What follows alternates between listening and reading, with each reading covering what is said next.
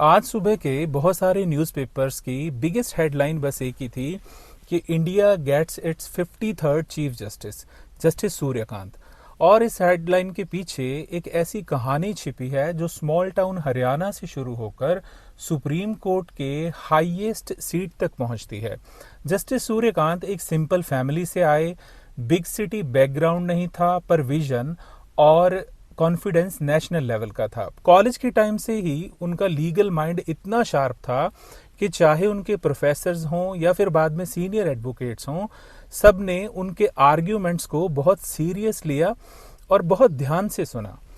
बार में एक young lawyer के रूप में शुरुआत की और कोर्ट रूम में उनकी क्लियरिटी, लॉजिक और फियरलेसनेस ने उन्हें जल्दी ही एक अलग पहचान दे दी। सन 2000 से 2004 तक एडवोकेट जनरल हरियाणा रहे। 2004 में Punjab and Haryana high court के जज बने।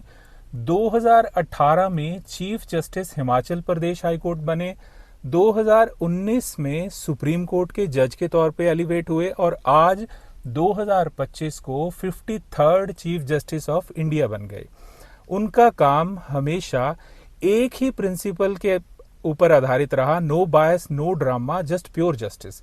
जस्टिस सूर्यकांत कई बड़े और पब्लिक इम्पैक्ट मैटर्स का हिस्सा रहे, फिर चाहे वो पंजाब ड्रग्स केसेस हों, custodial violence and jail reforms के मैटर्स हों, इलीगल डेमोलिशंस के मैटर हों, इन्वायरमेंटल मैटर्स हों या पुलिस अकाउंटेबिलिटी के मैटर्स हों, वेलफेयर स्कीम्स हों, इन सभी अहम फैसलों में जस्टिस सूर्यकांत ने एक अहम रोल अदा किया।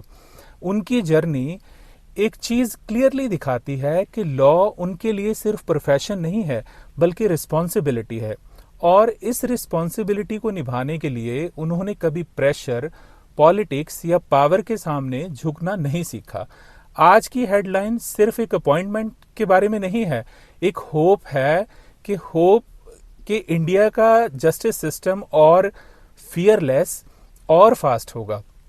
होप के कॉमन मैन की आवाज कोर्ट रूम तक और स्ट्रांगली पहुंचेगी, और एक होप कि जस्टिस सूर्यकांत की लीडरशिप में जुडिशरी और ज्यादा इंडिपेंडेंट, बैलेंस्ड और पीपल सेंट्रिक होगी।